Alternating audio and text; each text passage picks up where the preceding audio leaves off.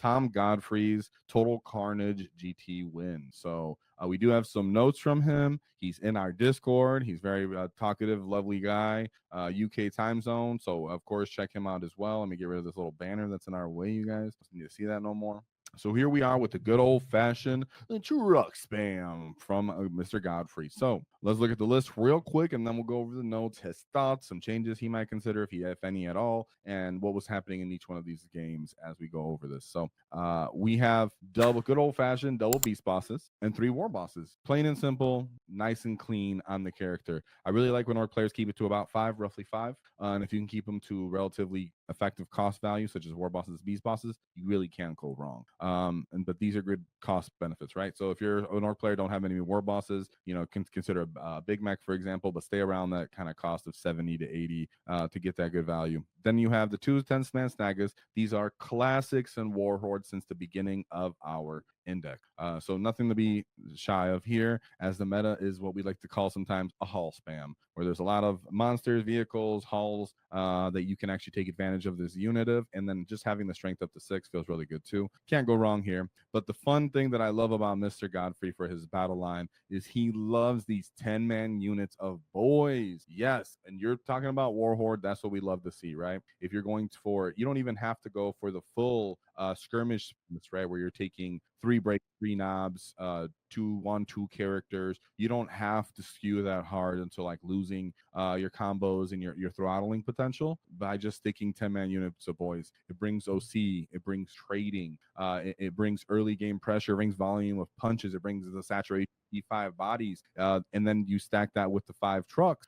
There's what we like to do a lot of taxi cab driving or leapfrogging, where maybe a unit will start inside of this truck. They will disembark, participate in the game early towards the mid table, and then a different unit, a SWAT team, for example, will embark in this truck, and then that truck will now reposition staging and prepare for the proper war turn. So when you have these units and you go, well, there's too many assets here, this stuff going in reserve, I really like to play pressure early. You don't have to necessarily put any of this. It can happen that you can, in some game matches, put a unit in reserve, for example, that's good for an ingress. Of course, that's always a viable option. You have to play that way, which is how he likes to play these trucks and these 10-man units. And yeah, they are for going early. They are for getting their sticky off when they can too. But remember, when you're playing Warhorde, it's about the pressure, setting up for that wall turn, getting stuck in. And when you have all these other redundant units that are for actually getting stuck in, the boys really help set that up, and it can't be undervalued how great of a 10-man unit boy is for battle line, especially as Warhorde. Then we have 2 breaker boys. Of course, those 2 breaker boy units were given war bosses. We like to go back and forth on this community, right? You guys hear this live chat, you guys are popping off. There's about 30 something people in the chat, maybe more. When you guys take your breaker boys, or if you're about to get them, for those who don't have them yet, you taking about war boss on them, yes or no? A lot of the times when I talk to people, I say I really do like to bring that war in there, and so did he, because when it comes to whether you need the volume of punches from the war boss, you need the consistency of actually getting +1 to hit from the war boss, and the fact that you keep the punching potential up from this unit if you were to take an Overwatch or a little bit of losses. Nonetheless, it makes this unit much more viable, way to punch up, and actually gets its trades off. And he definitely doesn't underestimate this unit. He loves it, absolutely loves it. Everybody gives all the love to the tank buster units, and you still no tank busters on this list, as it could be, as it, in my opinion, should be when you're playing your Warhard list.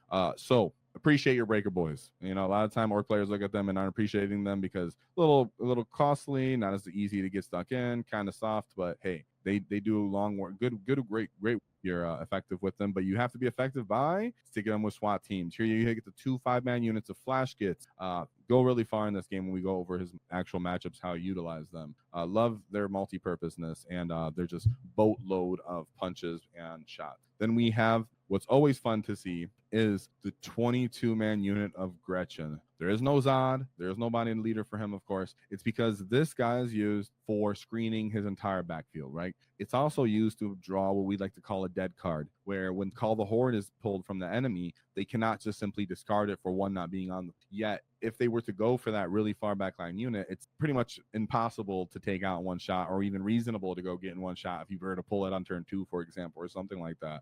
It gets really reliable for you as the orc player to just leave it back there and not have to worry about someone having going after it. And it just becomes one of those fun, tricky pieces, right? So he loves to bring it. he stands by it. He loves it. We've talked about it in other videos as well. So consider it for a fun little Orky Tech piece. He does have another unit of Gretchen. That's for going forward, playing the OC game, taking up more space, pushing people's reserves back, whatever it may be. Remember, there's leapfrogs here, so he could even start a unit of Grots in the truck if he wanted to. Then we've come back to the nice, good old fashioned, what we used to call the Scalpel and Index, the 10-man Nob unit with a Warball. He still loves this unit, still thinks it has great threshold. The fact that Knights came down, the fact that a lot of the Death Guard stuff that you want to kill anyways is around T9. T9 is just kind of the name of the game right now. People are standing on it, and whenever that's the case, Knobs get even more play. So there was that moment where Knobs were kind of pushed to the wayside, where it was like, well, they don't really have their place. Is it Breakers? Is it Knobs? Is it Beast Snaggers? Well, guess what? Tom's answered that question. It's all three of those units. You just don't bring them in threes. You bring them in moderation. So here we go. We get the Knobs, we get the Breaker Boys, we get the Snaggers, and the basic boys on this list. I absolutely love it, and there's plenty of reason you should too. So let's go over his actual path to victory. Another thing to check out is our sponsor, the Baron of Dice. They make high quality custom dice. If you enjoy our content and want to show some love, check out the Baron of Dice custom dice, including Wall Tactics official dice. To support us, use our discount code in the description for 5% off, because nobody likes taxes. And of course, shout out to Forge Fire Gaming. They offer competitive terrain sets that I use at home that comes pre-painted with slotted acrylic bases, allowing for easy building removal and measuring and alignment with it itself. Check it out in the description, and check out our paint competition. This month we have the Stampa, so you can get a set of those Wall Tactic dice. People are saying for their Breaker Boy units, they like to bring the Weird Boy. That's a fun one. Breaker Boy, yeah. I still, but we're asking Warballs, not, Warballs or not. Let me know. So let's see. We have Tom Godfrey. As you can see, he pulled out 2 100s, 89, 95, and a 99. So shout out to you. Great job. Well, it seems like my internet's being a little slow right now.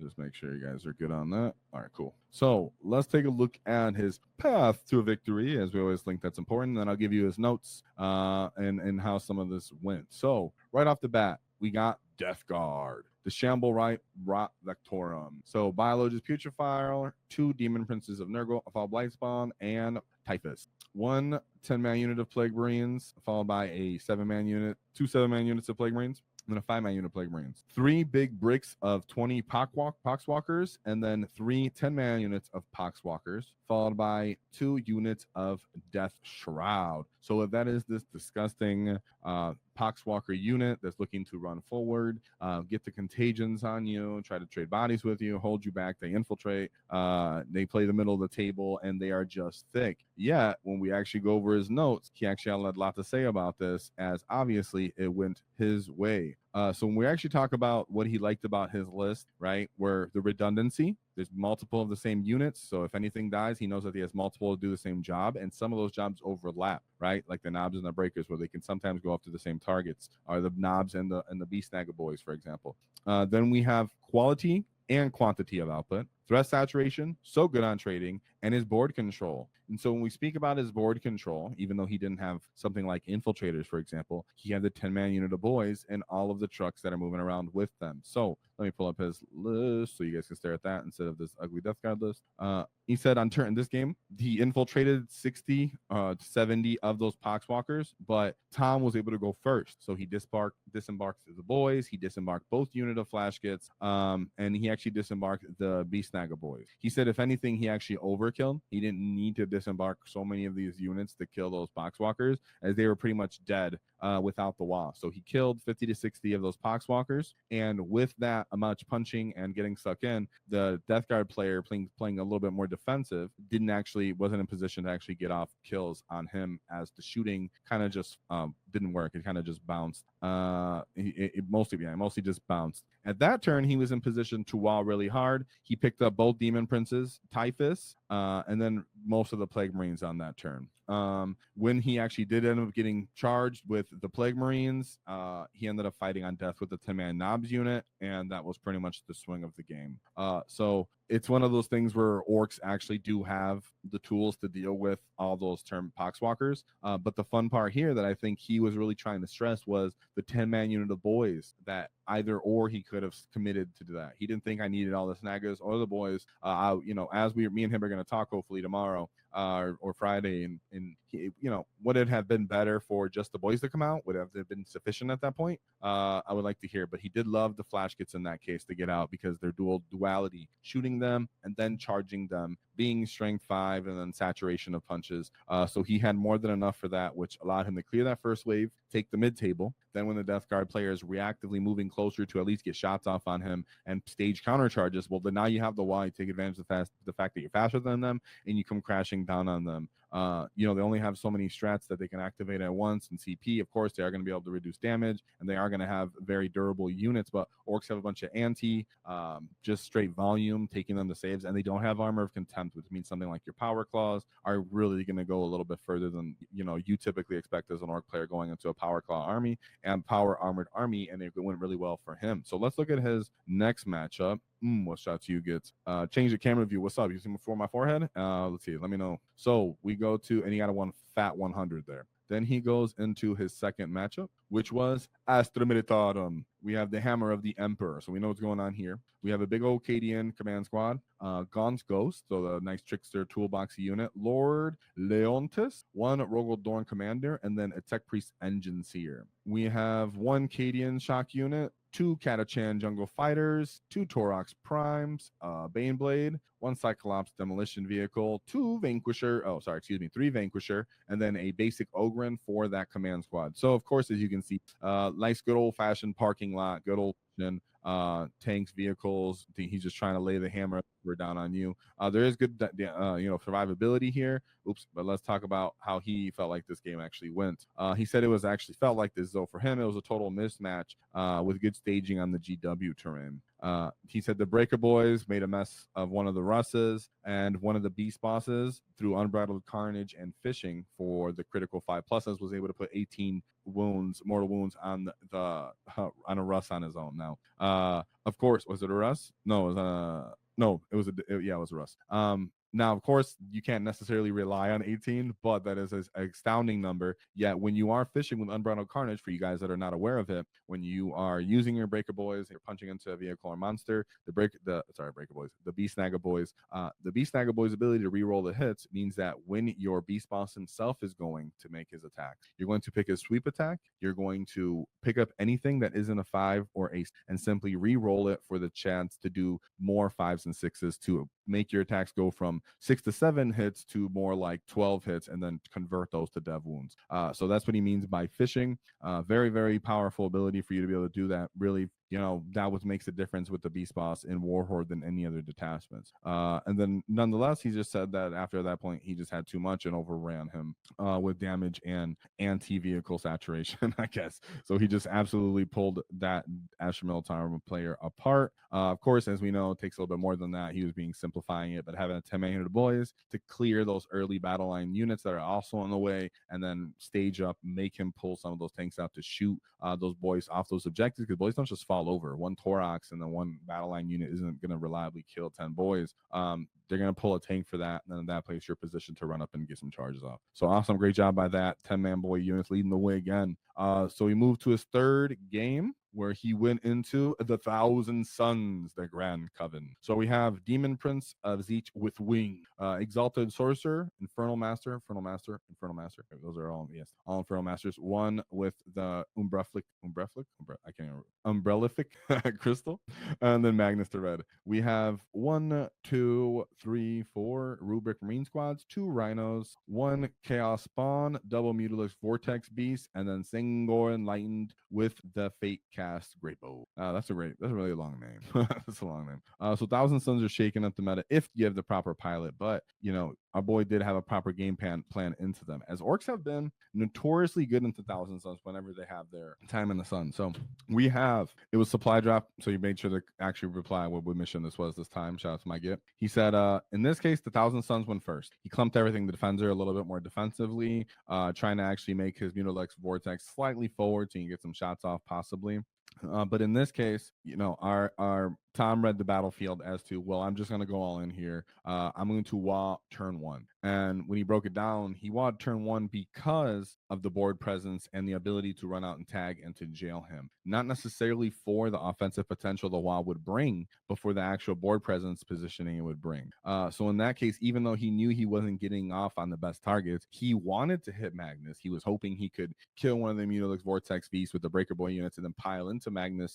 Even though he wasn't able to get that off, he knew he wasn't going to reliably get it off. He still pulled a wall turn one. That way he could actually just get board control and kill everybody out, because he felt as if he allowed the Thousand Sons to start playing their game. They would start popping open the truck, and then cleaning out whatever's inside of the vehicle. And not only does that make you lose assets on Orc player, but if you're playing this sort of list, that means you can't use those trucks for now repositioning offensively and getting in their face later, right? So whatever was defensive in position to taxi or jump into that truck in position for later, because he was still defensive turn one himself. If let's say he played Tom himself played defensive turn one, he and the guy ended up turn two coming out and popping those trucks. Well, whatever was staged to prepare to, let's say, allow the boys to jump out of the truck and move forward, and then the SWAT team jumps in. Well, now the SWAT team is even further back. They're the distance of the boys and the truck that were positioned, meaning that when you do call a wall, you're even further back and you're out of position to start getting in fights, and then your fight might even be centralized. It might be scattered all over the table, where if you start losing some of these and dice don't go your way, well, then he's going to start scoring and keep winning. So in this case, he said, no taxi, I'm not allowing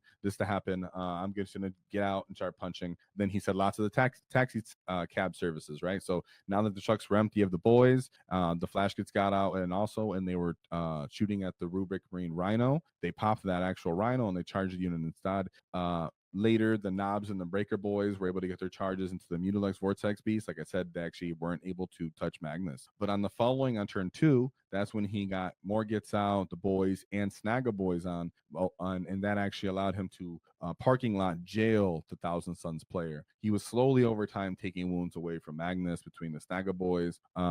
But nonetheless, the Thousand Sun player was stuck fighting out of his deployment zone to get the orcs off of him, right? So he was fighting out of his deployment zone, and just by losing some of those assets and being out of position, having to fight the orcs when their 5-up invul went off for that first turn meant that he was losing assets and not able. I'm sorry, he had already lost too many assets that he was able to dig himself out of the orc hole. Like we said, just a lot of bodies, and then on that wall, those orc boys end up sticking around longer than the enemy really expects. So absolutely love it. He said ultimately, he just having trucks and the Grats pinning in and even in the end, right? So the Grass started to pin him in. The leftover trucks that never got killed were pinning him in, and the enemy ultimately never scored a single primary and stayed jailed the whole time. Well, that was my key to victory. Just holding him in jail, not caring about what I necessarily killed with the wall, but holding in place with my wall. So that's an awesome win. That's a veteran play right there when you understand that as an orc player of, well, sometimes I'm wanting just because I need to get where I need to be, and not allow you to stage up on me and take momentum from me. So even if it's not as big of a momentum swing or attack this time, it's enough that I've completely changed the outcome of this game, and it's all on my terms. So great job there. Let's see as we move into his fourth game. Pull that over here. Shout out to you guys. So that was an 89-point win. He said he made a mistake when he was with his cards, and that's why he wasn't able to score his 100. Then we move into his fourth game, which was Leagues of Voltan. So we have Iron Here Champion, Grimnir, Hearthkin Warriors, 1-2 of those units. Of course, remember they can break apart their squads, put all their special weapons in one squad. So that's pretty cool. 4 of these Sagitar, the T10, scouting potential, a built-in keyword for that. So that's typically what this army does, right? If you haven't played into Leagues of Voltan, they have a very simple and pretty efficient game plan depending on the pilot. So we have Brognir Thunderkin, 1 big brick of the Berserkers, followed by 2 5-man units of the Berserkers. These guys are kind of like their versions of Knobs, but they have built-in Feel No Pains. Then they have a Hearthguard unit, their little Terminator dudes. 1 Fortress, and then 2 of the Pioneer bricks, 2 6-man units of those, playing the angles. Really good and effective as the orcs, especially once you get grudgeons going on here. So what's really going on with Leagues of Voltan army, but they don't have infiltrators on this list. So I guess he just didn't feel like the need for them to deny. I'd like to assure that he had his own if anyone wanted to deny his scouting, but he's going to scout forward have you kind of maybe kill his battle line, little trash scout units, drop in those Terminators and maybe even those bikers behind them, and Thunderkin get all the shots off with his big land fortress, and hopefully get some grudgeons out of those little battle lines you killed, and follow up with like these berserkers as the counter charging. But when we actually look at what happened in the game, he said for this one, he said it was a very well respectable V Leagues of Voltan players, a third in the UK. And typically he does a lot of the 20-man berserker bricks. But in this case, what happened was he scouted backward, right? Which is interesting. And as we go on, we'll see why. He said when he did scout backwards with those, the Tom ended up still getting to go first, which was great by him. Great job, you getting to go first again. And he went in stage though. Because of the scout backwards, all he could really do was stage. In this case, the Leagues of Voltan player was able to move up, pop some of the vehicles, but not actually. Yeah, he opened it up with the bikes, but he wasn't actually kill everything inside because of his scout backwards. So already we can see that typically how this army works is because they're slow, other than that scout, they kind of have to push you back with their transports and those battle line units, fill up the space, and then have multiple units target the one unit they want to kill each turn because of grudgeons, but also because they're not really that effective like single platforms of League of Voltan. So they requires a couple of their models and units to set up to shoot one of our units to effectively clean it all up. So in moving backwards, as we said here, is he had to use both of his bikes to pop trucks, but then he had nothing to follow up and actually kill it, which means as he was out of position, it meant that he had to readjust to try to get those guys back into the fight. And this readjustment allowed for a nasty turn 2 wah. So on turn 2 wah, he said that he pulled a bunch of 5s and 6s on his advances, started making some big old charges. He got lucky again with these flash kits and ended up popping one of the Sagittars. And then the Warriors got out, but he was still able to make some big charges anyways. And even though he did move backwards, those big advances allowed him big charges, allowed him to still touch the Sagittars that were further back. So the boys were able to kill the battle line units that had came out of the Sagittar or touch other units, pile into other units after they killed those Sagittar, and they were so far off the table that it was actually pretty bad. Eventually, the Breaker Boys got into the Hecaton, and the bikes eventually just got mowed down by the Beast Snagga boys, and that was game, right? Beast Snagga boys, again, as we spoke about, getting up to their strength 6 means that they're at that right point cost to pick up those bike units efficiently. They have a lot of wounds, for the most part. I think they're 3 a pop and T6, but hey, you got that's where all Leagues of Voltan has an odd toughness of 5 and 6. So you'll feel the difference with your flash kits and your Beast Snagga boys. So shout out to that get 95-point win right there. So effective game and pressure into Leagues of Voltan. I always love to see it. Then we go into his last game, which was the Chaos Demon. So this was a bit more of a Zeech focused one. This was the Zeech one where they give you they have like these weird tokens. I played this as well before, and it is odd where they give you multiple tokens, and those tokens can be used kind of like CP in the most basic ways, and like re-rolling an advance or a charge or a hit roll or something like that. And if you fail to use them, then they can like go away, and if you use them, then the enemy also gets to get theirs back. So it's pretty hilarious. So it was unusual. Chaos with Demon Prince with wings for the Zeech with the Zeech mark. Kairos, Fate Weaver, and then the Lord of Change. Nurglings, 2 10-man of the Pink Horse. If you never played against before, them their parts, and in that case into the Brimstones with their little red dude. So it's kind of awesome. They cost a lot, but they can break apart. But if you one shot the unit, they don't really break apart necessarily, and then that sucks. So 2 10-man units of those, 1 10-man unit of Plague Bearers, Beast of Nurgle, Burning Chariot, 3 Flamers. Okay, 3 units of Flamers, but 2 of them are the 6-man units. So these guys are kind of cool because they have invulns. Somewhat of pretty good Flamers into Orcs volume. I think it's strength 5 on their Flamers as well. And they can fly, so this is probably their most effective unit on their list. But when you do make contact with it, they do fall over and die. I think they're -1 to hit as well. And then 2 units of Screamers. So Screamers are like their anti-vehicle. They're like 4+, -2 AP, 2 damage, strength 6, maybe 2 or 3 attacks. Again, I think 2 attacks a piece. So they can like pop truck, somewhat reliably. Not a ton of damage coming from this, but they do have a lot of shenanigans.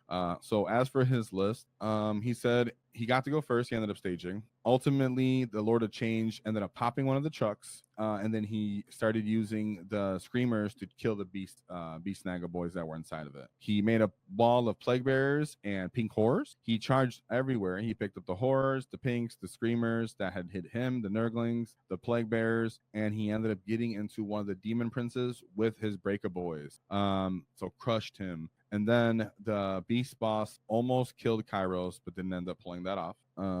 And in that case, he said if they traded back and forth for a little bit, but ultimately he had too many proper assets for killing these guys. Like even those flamers, they will mess up your orcs on like the Overwatch or if they get to shoot them. But just run up and tag them, start beating them up. They can't really do anything about it, and they're still only T4. So you do have the proper volume and punches to kill them anyways, even with their -1 to hit, I believe, and their 4-up invuln. You'll chew through them. So he ended up putting a fat what was the score on that one? He ended up putting a fat 99 point win up on that guy.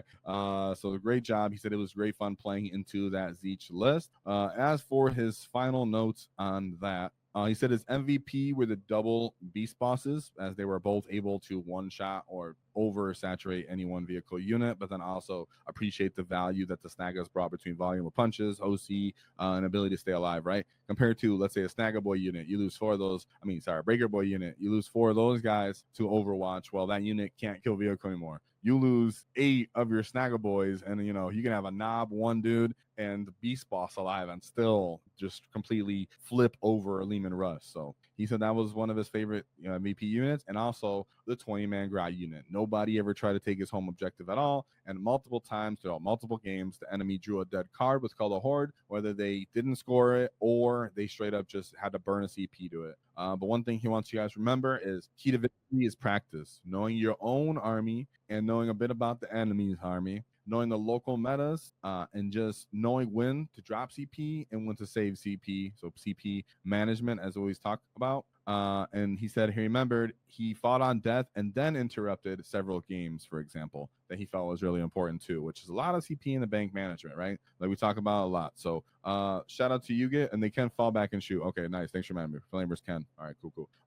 Either way, they still are only T4 and they still get beat down. But yes, they can fall back. Typically, we do a great job beating them up. And as for Tom Godfrey, check him out in the Discord. Let's get a war for our undefeated Orc War Horde list with double bosses, triple war bosses, 2 Snaggas, 3 10-man unit of boys, 2 breakers, 2 flash gits, 1 big mob of grots in the backfield, 1 minimum subs unit of grots, 10 knobs, 1 storm boy, and then 5 trucks. Good old fashioned the truck. Bam. Be a cunning git and check out our new order markers that are in our store. So shout out to you gets being cunning. Help you guys get all the orders set on the table nice and clean for all you gets to get stuck in. If you enjoyed the clip, check out the full video here.